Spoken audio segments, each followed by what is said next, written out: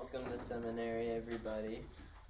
Today is awesome because it's a Thursday, and that means it's almost Friday.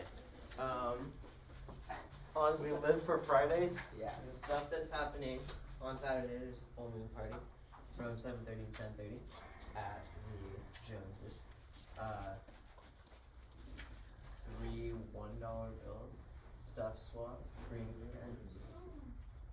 Should you bring 3 $1 bills? Yeah. We're gonna do left, right, center again? I don't know. Oh yeah. Bring 3 $1 bills. Yeah, bring 3 $1 bills. It'll be fun. Waste your money. Let's go. You might win. Still gambling. Yeah. Nice. Evacuation drill today, 9:35 a.m. Beginning of 3rd period. That sounds interesting, cold, and really not fun. So when you leave here and you're walking back to the school and you see a bunch of people outside, you'll know what's happening. It's a drill. It's not the real deal. Okay, I'm conducting today. Taylor did what must be done. Liza will be giving us our music share and our spoken share. Sylvia will be giving us opening prayer. Ben will be giving us the doctrinal mastery. And Trevor will give us thanks. We'll give thanks. The preacher is the words of Christ, and the teacher is you choose who. So hopefully you choose Brother Jones as well as other people, because they're important too. Do you guys want another pickup line? No. Yeah. Okay. Are you a B? Because I've been thinking about you. So stressing. Okay, take it away, Eliza. So for my music share, I'm going to share a song that I found like a month ago, a couple weeks ago, while I was staying up super duper late.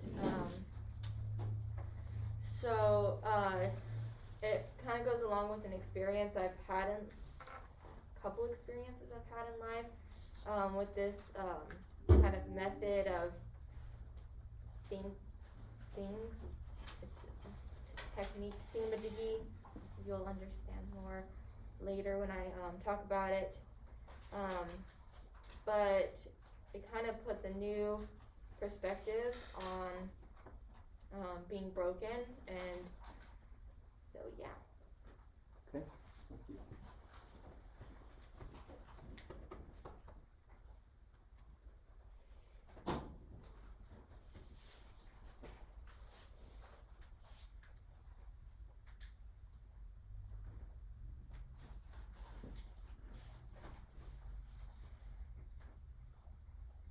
Remember when no dream was too big?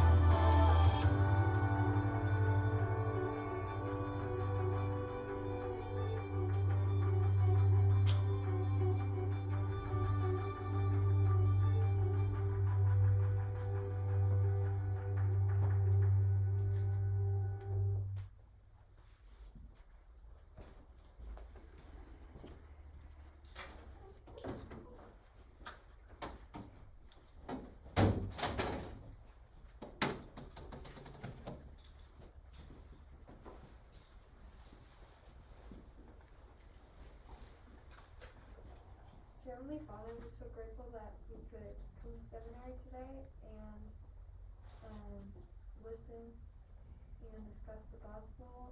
And please bless that we will be able to take something away from this seminary lesson and that we will be able to apply it to our lives. And please bless us to reflect on ourselves and see what we can do better. And please bless that we may remember to always be good friends with one another, and we're grateful for all of our many blessings, and please bless that we can have a wonderful day. We say these things in the name of Jesus Christ. Amen. Amen.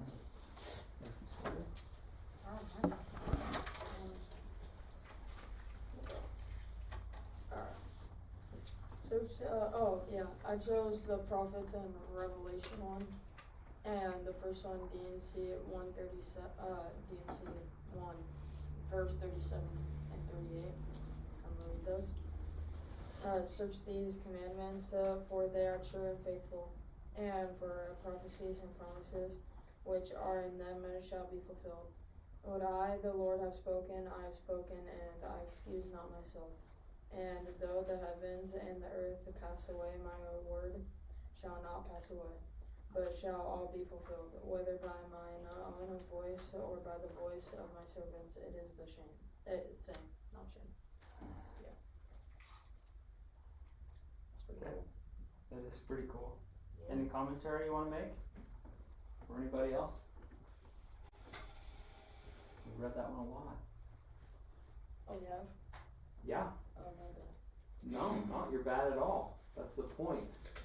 The point is that we hear these verses a lot because they're doctrinal mastery. They're some of the foundational scriptures that we want you and me to know from the Doctrine and Covenants because they're applicable like all the time. So, thanks. In other words, the Doctrine and Covenants revelations come from God, not from man, and they will be fulfilled.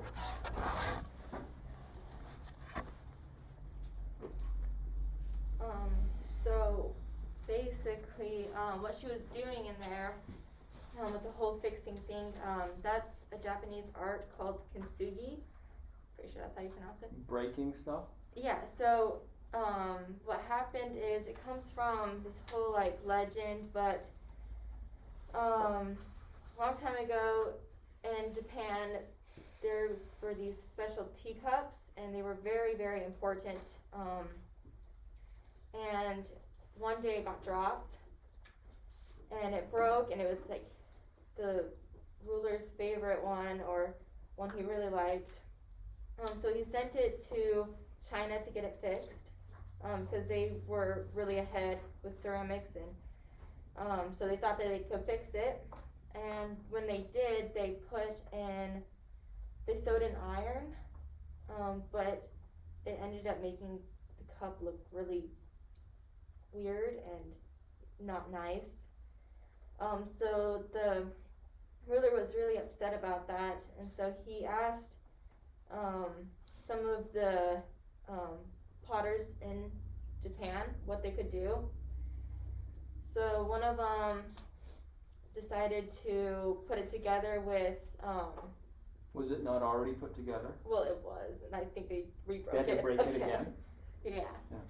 Yeah. But they put it together with this kind of gold thing.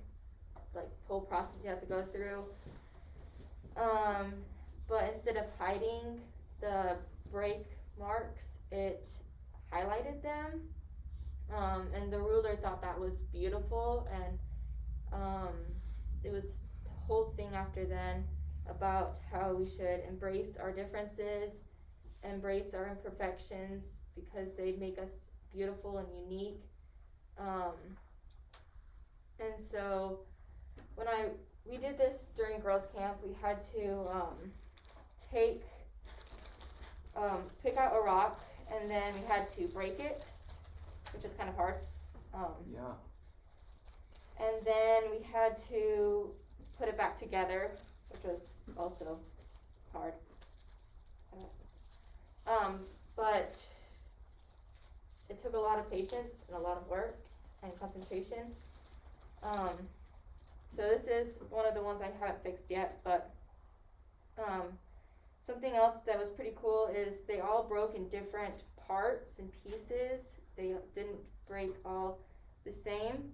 And so at the end of the time when you fix them up, they all looked different, but they all looked beautiful. And so the one I finished was very simple. It had only one break. That was Nice. nice. Right in the middle. Yeah. So it's just, and then while they were doing this, they realized that doing it this way made it more durable.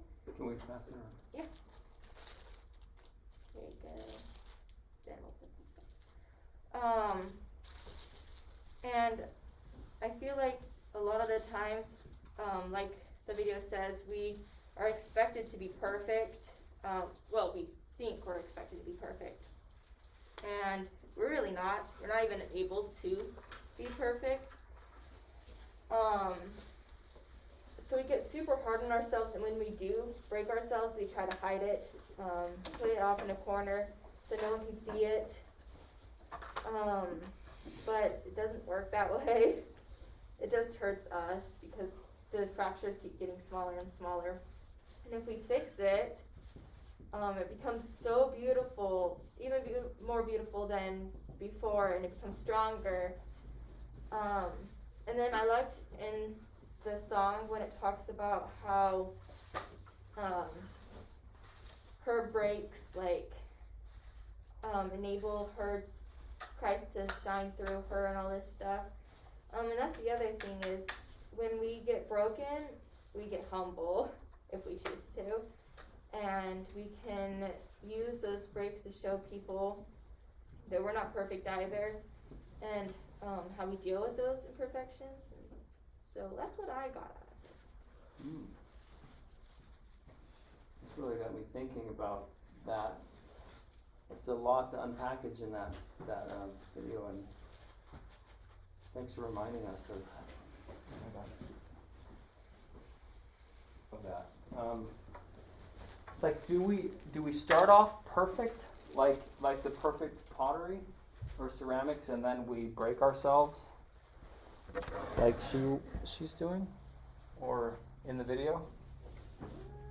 Or is it the image we think we have of being perfect, and then the reality is that we're not? The image, yeah.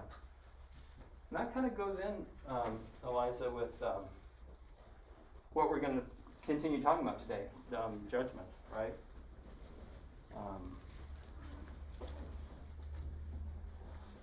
Thanks for sharing that. Good. Isn't that a good reminder to remember that we're not what we seem? We can stop trying to pretend that we're something that we're not, which is better than we are, perfect, even. Cool. Thank you. We'll work through a couple of basket questions here. How do you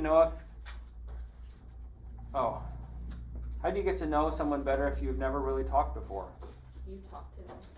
I think we've had a similar question like multiple times. I think somebody's really trying hard to get convinced to get the courage to go talk to somebody they might like. Right? It's not easy. What's the worst that can happen? Yeah, Ben. Wait, what was the question? How do you get to know someone better if you've never really talked before? Troll them, like on Facebook, right? Yeah, like, why don't you talk to everybody else about them, but don't talk to them? That'd be a good idea too. Yeah. So when you go talk to someone new, it literally takes just 10 seconds of just walking and talking. It may be embarrassing for like 10 seconds, but after that 10 seconds is over, it's all fine. So just go up and just start talking. What keeps you from doing it? Just being afraid of what the other person will think of Being you. afraid of some kind of failure or judgment, right? If you knew you couldn't fail, then you'd automatically go do the thing, right? Yeah, just do it. And I mean, even if they do judge you harshly for just talking to them, mean, that's their problem. That's their problem. Recently, there was someone who I just met, right, and I had something to talk to them about, or I mean, like, I had, like, a connection that I could talk to them about, so I just had a totally normal, like, 30-second long conversation with them, and, you know, that was that, right, it wasn't weird, and they were weirded out by it. That's their problem. Yeah. Like, I did nothing wrong at all. That's right, yeah, talk to people, yeah. Even if you're scared to talk to someone, just like muster up the courage and go talk to them and get to know them. Even if it's just a simple hello or a small conversation, just talk to them maybe about one of their interests that you know of. If you don't know anything about them, just say hi. And sometimes a whole friendship can start with just a simple hello. Yeah. Has to start with something, right? And a greeting is a great way. If you don't know what to talk about, like I want to talk to somebody, I don't know exactly what to talk about. It's like, hello, and then what? I'm on the edge of a cliff at hello. Ask how you're doing. How are you doing? Yeah, asking some question. I'm with you. Huh? Use one of Caleb's. Yeah, that'll go well. How can I know if I like someone or I'm just attracted to them? Isn't that the same thing? How do I know if I like someone or I'm just attracted? Isn't like attraction? Is that the same thing? Yeah. Always. Are they like color coding? Yeah, they're both green, so it's the same person. No, I put all green in there. These are recent. Who would you sacrifice?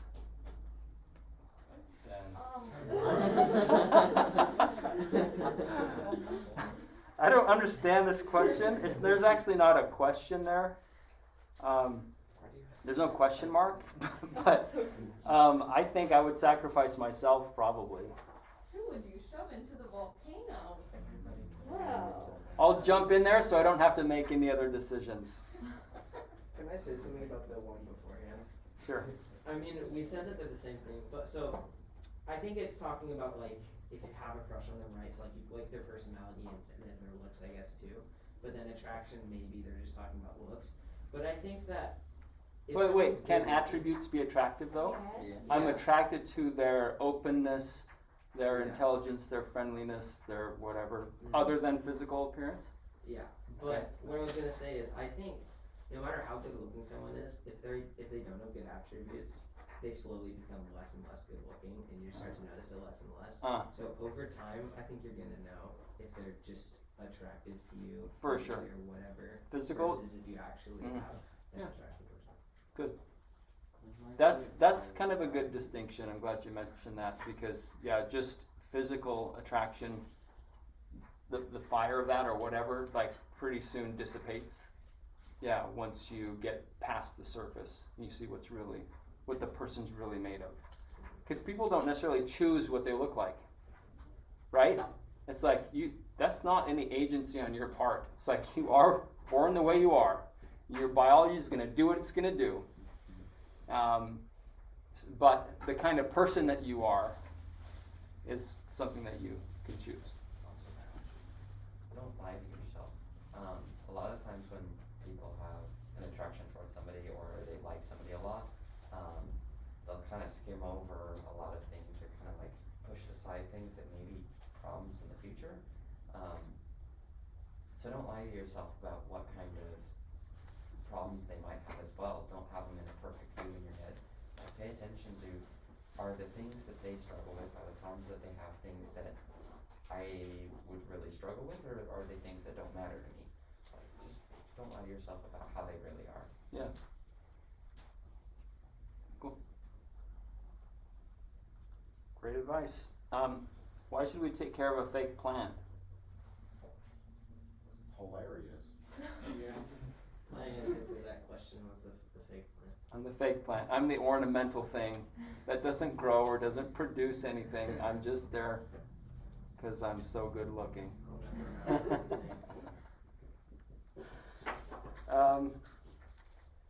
You don't have to take care of it. There's nothing to take care of, right? But it is interesting. I don't believe, and maybe I have, ever told you to water that plant. You told me, I asked you about it, you told me to water it. I said water it? Yeah, you told me to water it, and I was like. Are I'm you pretty sure I said it's water spray. it instead of Yeah. do you said think you spray should it. water You it? said to spray it. What You do you said think? like, Don't forget to water this one. Yeah. Okay, you're right. Maybe I did. And okay, there's an object lesson in that. And Taylor was sort of in on this a little bit too. Right? I talked to him at the beginning. What? Well, yeah, I can kind of really tell between fake plants and real plants. Yeah. So early on, like the first day, you're like, what? And I was like, I tried to text you and your phone wasn't working. Yeah. But I tried to bring Taylor in because Taylor's the expert on plants in this class, supposedly, right? Like Taylor knows more than we do about how to care for plants. So my mom really loves fake plants because they're very easy to care for, meaning that you don't have to. You don't have to. Other than maybe dust them off. Yeah. And they tend to look nice most of the time because that's like they look the same. Uh-huh. But seeing my mom's like fake plants around the house, like she only has like 2 or 3, has helped me appreciate the beauty of what real plants. What a real plant is healthy and looks pretty. No fake plant can ever compare. My grandma got a lot of what were called silk plants. There are a bunch of fake ones. It's like the title for them, silk or faux, is the other name for them. F-A-U-X? Yeah. Faux means Faux. fake. Yeah. Because my uncle wanted to decorate his house and they got a bunch for the store. So they have a whole section at Young's that is just fake plants. That's so interesting, a garden center selling fake plants. Yeah. Because there's demand for it. Yeah. Yeah. But if you walk into a gazebo filled with those fake plants and you walk into the area full of house plants, you can tell the difference. You can tell the difference between just like the lushness of it. Smells good. It's, yeah, no fake plant is ever quite the same as a real one. Mm-hmm. So the beauty that comes from sustaining a real plant is always going to surpass whatever fake beauty or whatever false pretenses that there are. Okay. Cool. Part of the object lesson in having the fake plant and bringing Taylor into kind of lie or support the lie that is a real plant is the danger of trusting experts all the time just to tell you what you should do. Because most of you had an instinct that maybe that's not real. Right? There was something there that's like a question mark. But the expert and the teacher, whatever, was like, spray it and water it or whatever. So then you overrode maybe your instinctive feeling about that plant and just did it because somebody who supposedly knows more than you told you to do it. And now you can draw a lot of obvious conclusions from that little object lesson there, right? About voices from the world, sociologists and economists and religionists and non-religionists and spiritualists and everybody telling you what to do and what is right and what is true, and then you have your own instinct. A while ago, long while ago, they did a psychology test on, it was supposed to be testing on whether or not a person would learn better with like punishment, but it really wasn't. It was this whole like fake thing that was actually seeing if a person would continue shocking the other person. Right. So this is really interesting. So let's set it up a little bit more. So it's like there's a test. You and me are in on this test, right? And then there's the other person. I am the one, so you two are in a room, let's say, and you're supposed to be shocked. You're the one being shocked, let's say, okay? And I'm the one who is given the instructions to somebody, right? And you are the person coming in from the outside. and I tell you, I want you to shock this person, right? Why are they supposed to shock them?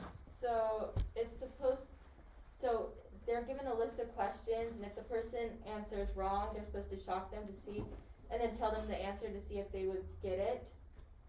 So they could learn faster. Yeah. So we told this person, you're helping this person by shocking them. Keep shocking them. Even if she is like telling you to stop, even if she's obviously in pain, you keep shocking them because that's what I'm telling you to do. And trust me, you need to, and it's good for them. And then they had to continue going up a shock level each question they got wrong. So halfway through the test, the person was screaming out, "Stop this, I don't want to do this anymore." Is the person actually being shocked? No. Okay, so it's an actor. The one this person pushes the button, and this person goes, "Ah!" Right? But it's an actor. They're not actually shocking them. Okay, good. And then the person in the room is usually like, "Yo, like, they're hurting, let's stop this." And the instructor is like, "Please continue with the test." That's like all they say is just, "Please continue with the test." They're not forcing them to do it, they just ask them nicely, "Please continue with the test. If you stop, it will ruin the results." And then later on, when they get higher and higher, the person just is quiet inside the room. There's like no response from them. And they have to keep shocking with no response. And the person's like, "He's dead. Yeah. Go check on him."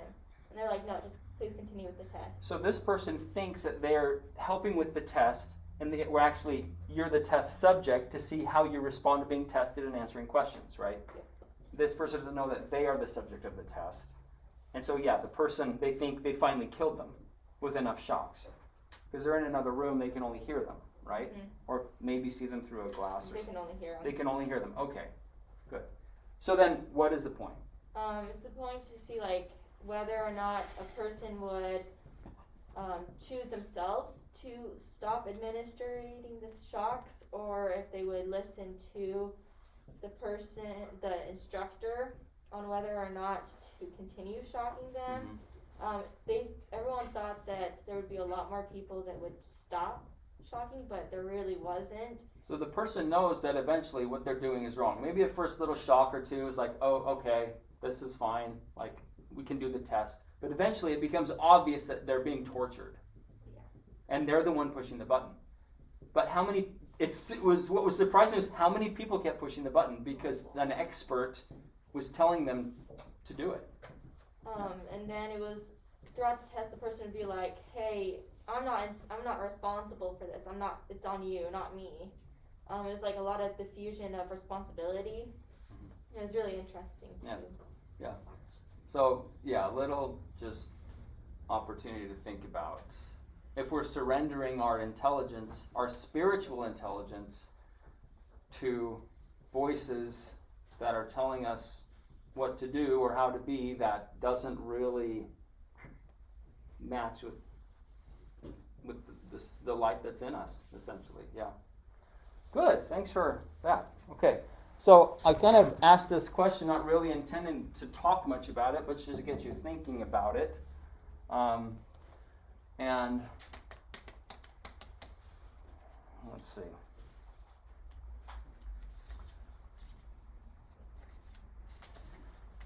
What else about these plants? What are we doing here?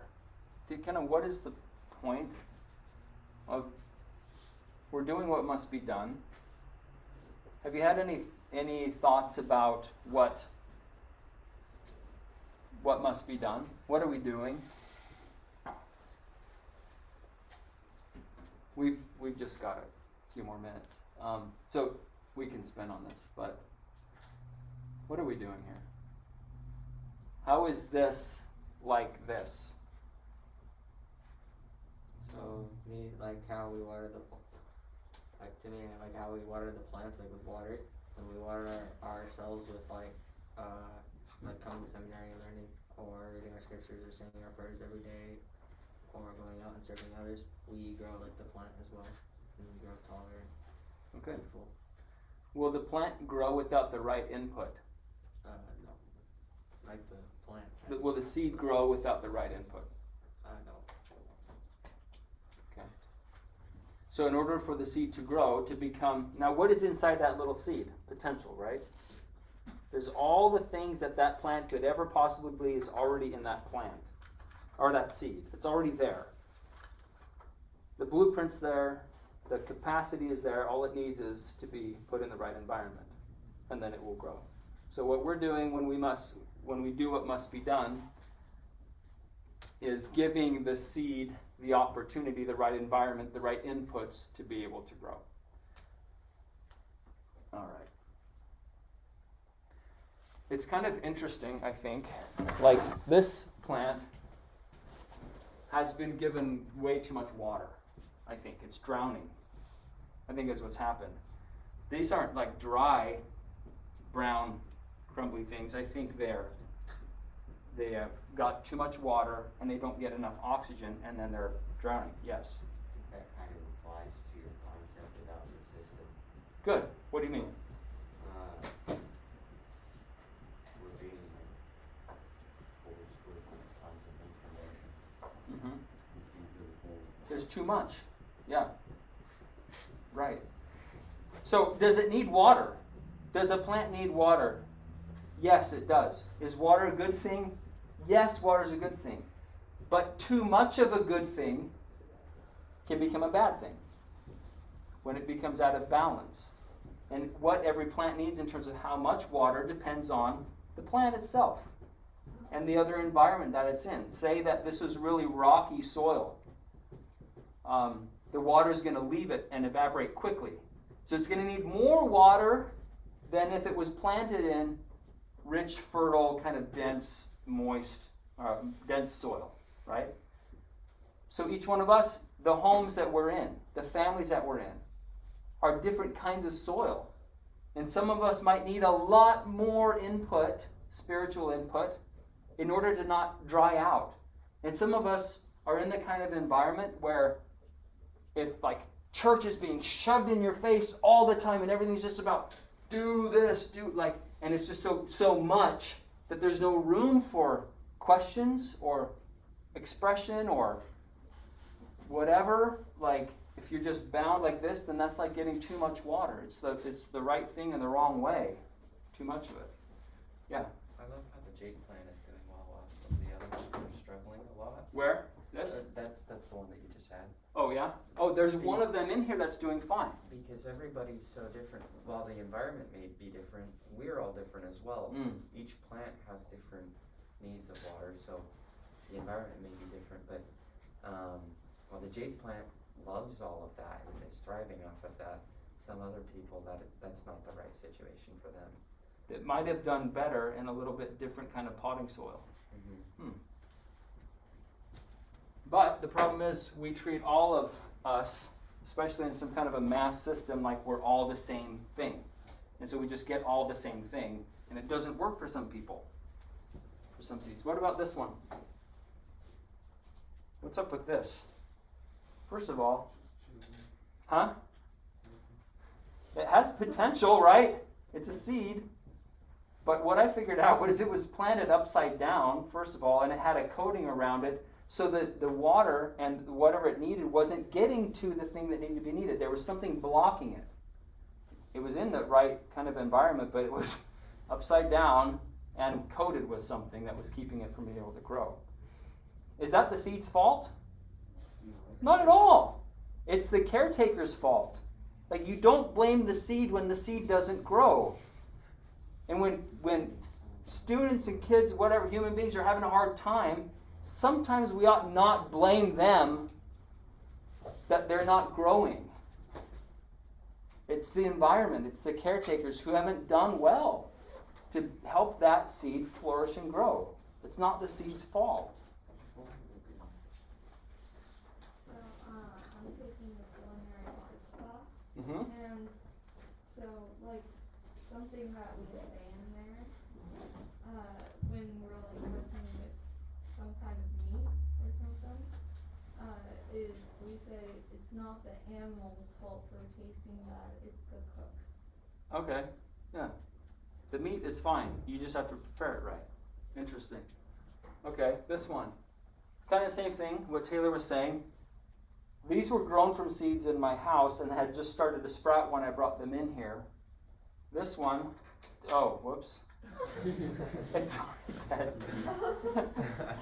I just had to touch it and it fell off. This one didn't survive the transplant.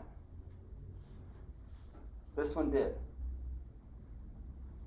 Is there a lesson in there about human beings, right? And change. Change can be really, really, really hard, even like destructive on some people, and it's hard to get through some kinds of changes and to our environment, to our inputs. This one has done fine. So that's sad for that one, because it didn't make it through the change. Doesn't mean it was a bad seed. It means the change was too much, too fast. Whose fault is that? The caretaker's fault, right? For not knowing enough. But this one's doing well. This one, it's like some of you keep watering this. And it's so interesting, like maybe what that says about the person who's doing the watering of the dead plant. Some of you really, you who water this, why do you water it? You have hope that maybe, just maybe you can bring it back, right? Can you bring back a completely dead thing? Okay. Taylor thinks that some plants, in fact, he showed me a picture on his phone of a plant, yeah? So some plants can come back after looking back, and they do it on purpose. But I was also going to mention... Okay, what? So it looks dead on the outside, but still it's doing fine? It's playing dead. Playing dead? Human beings can do this very well?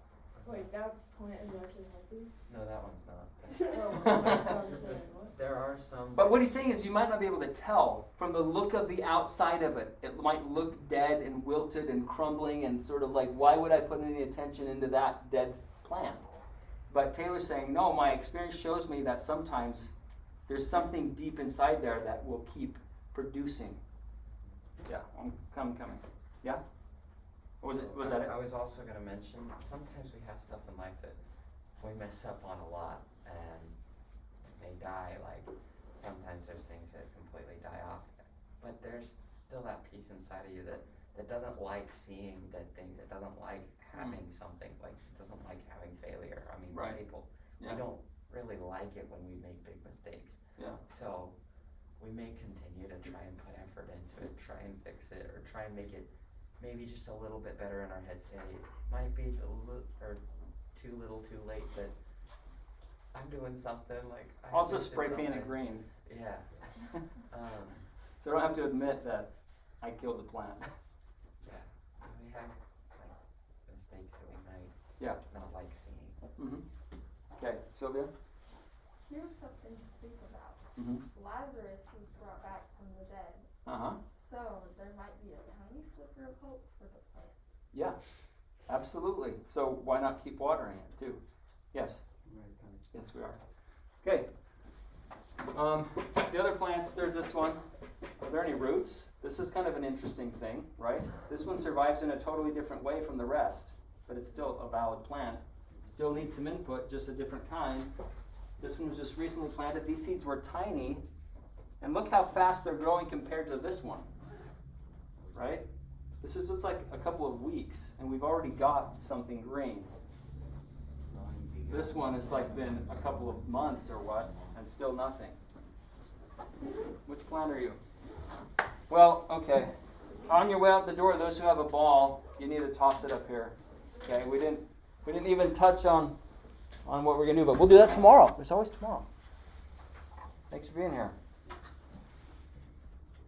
Trevor.